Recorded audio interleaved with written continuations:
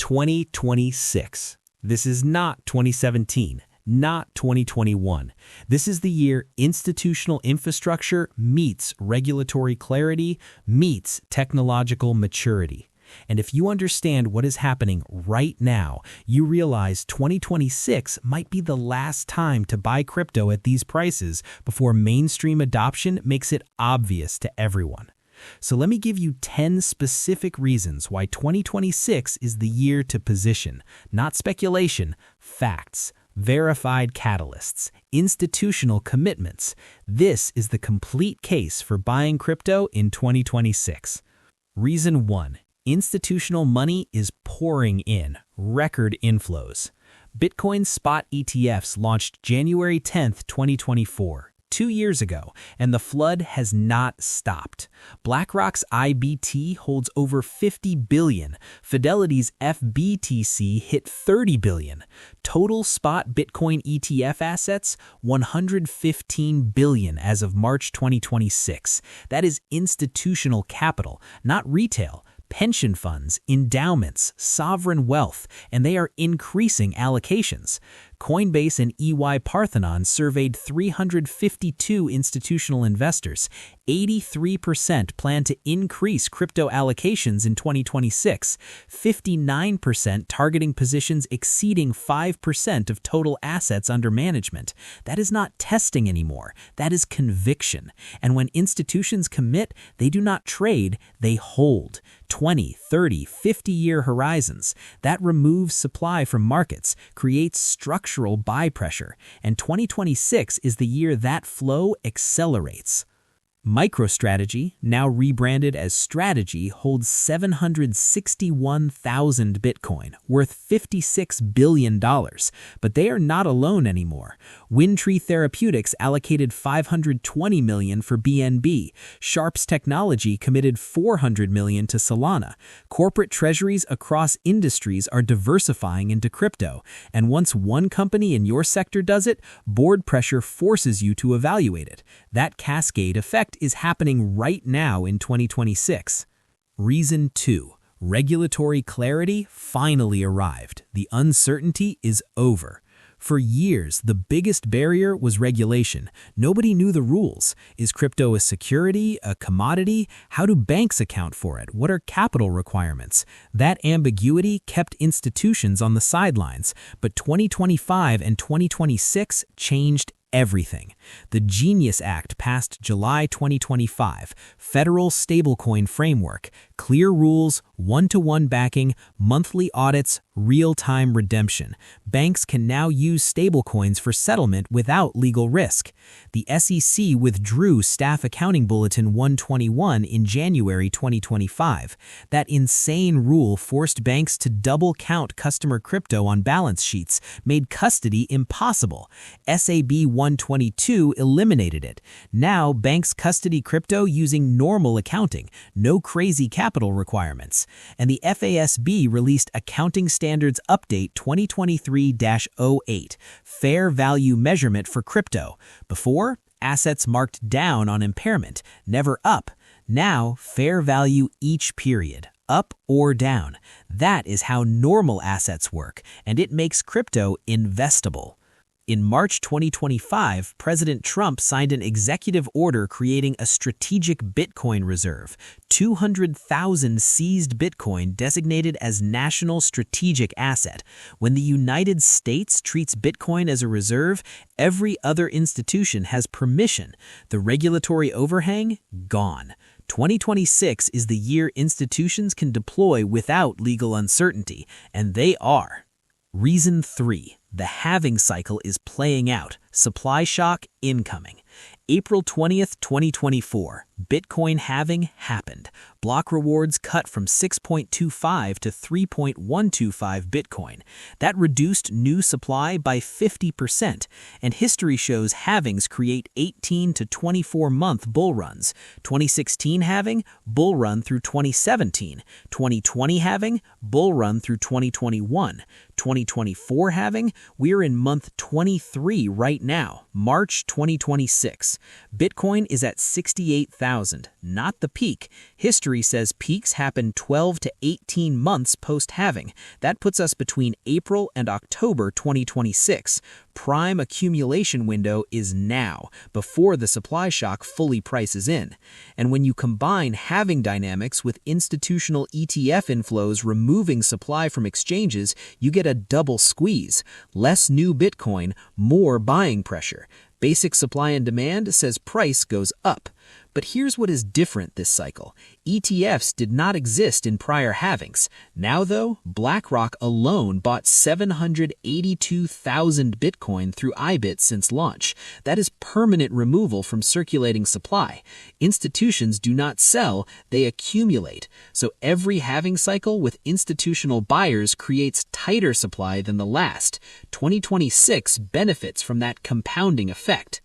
Reason 4. Stablecoin adoption is exploding. $11 trillion in volume. 2025 stablecoin transaction volume, $11 trillion.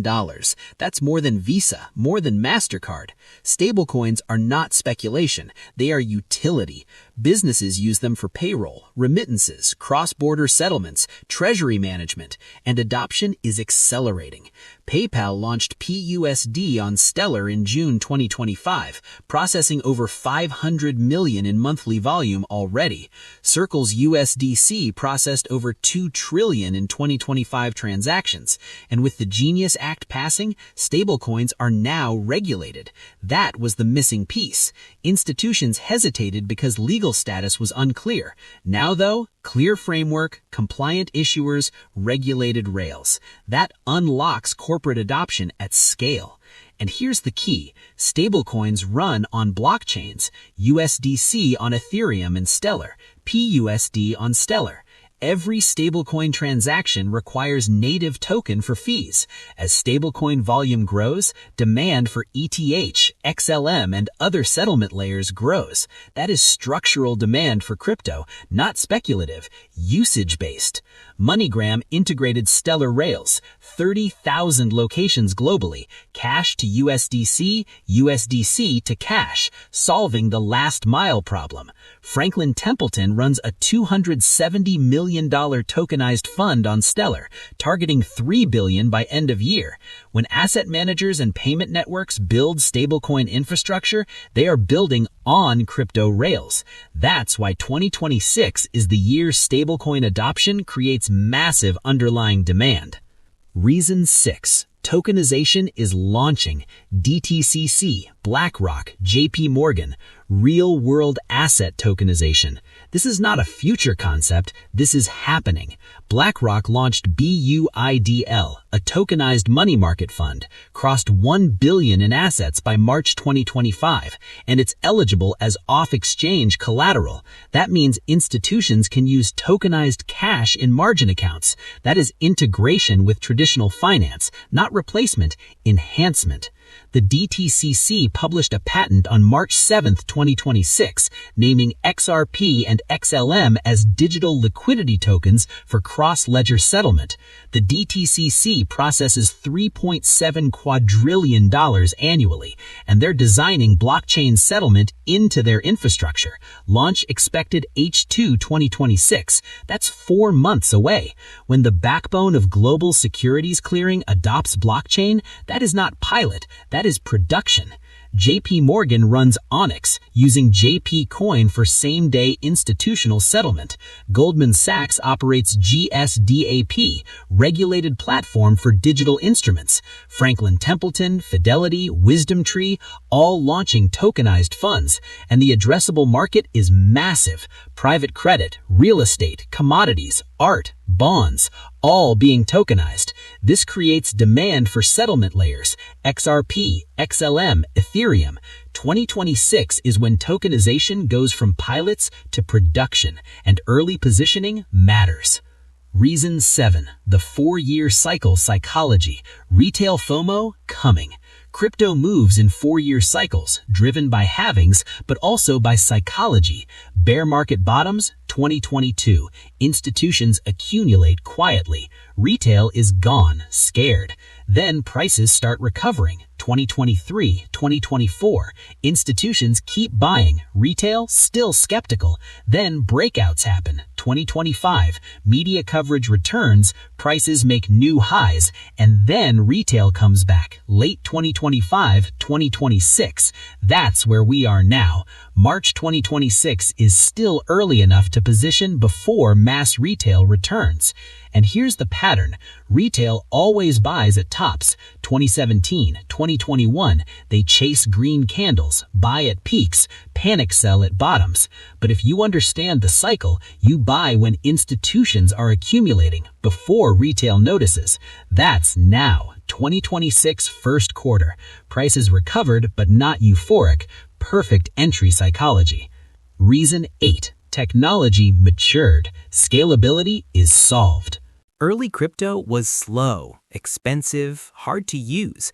Bitcoin processed 7 transactions per second, Ethereum 15. Fees spiked to hundreds of dollars during congestion. That was unusable. But 2026 is different. Ethereum Layer 2s scale to thousands of transactions per second. Arbitrum, Optimism, Base. Fees under 1 cent. Lightning Network scales Bitcoin. Instant payments. Micropayment capable, and enterprise blockchains launched. Hedera processes 10,000 transactions per second, 100% uptime since 2018. Stellar settles in 3 to 5 seconds. Fees are fractions of a cent.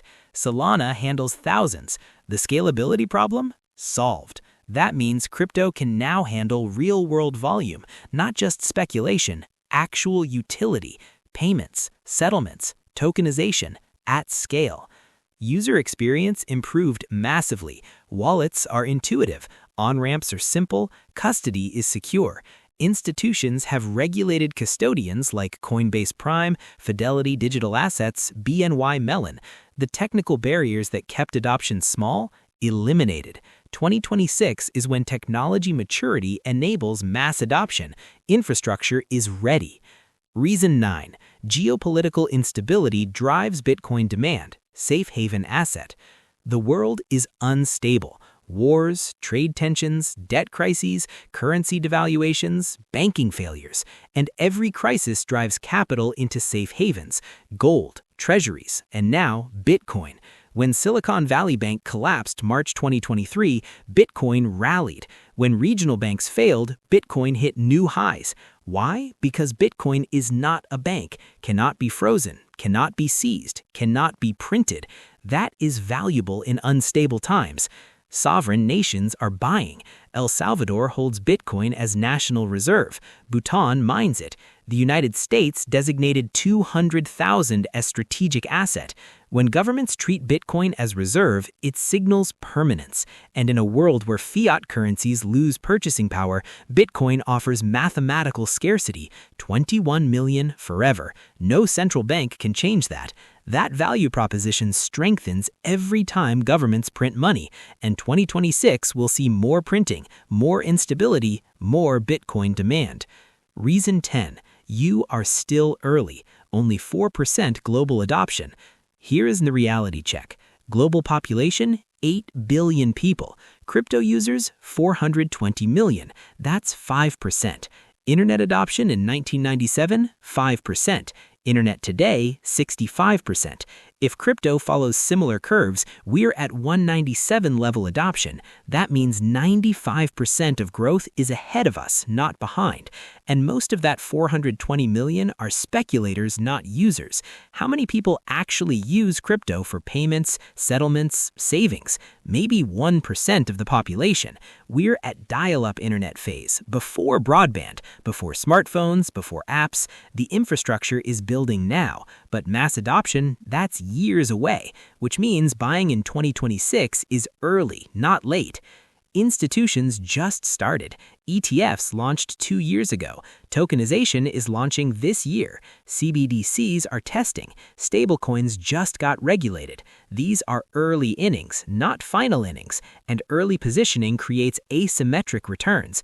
The people who bought Bitcoin at 500 in 2016 when everyone said it was late, they're rich now. The people who buy in 2026 when everyone says they missed it, they will be rich in 2030. The realistic 2026 price targets. Let me give you realistic projections, not moon boy nonsense. Bitcoin at 68,000. If institutional flow continues and halving dynamics play out, Bitcoin targets 100 to 150,000 by end of year. That's 50 to 120% upside, not 10x, just solid returns. XRP at 144. If DTCC tokenization launches and institutional adoption scales, XRP targets $3 to $5. That's 2 to 3x. XLM at 16 cents. If stablecoin adoption accelerates and Franklin Templeton hits targets, XLM could reach 50 cents to $1. That's 3 to 6x.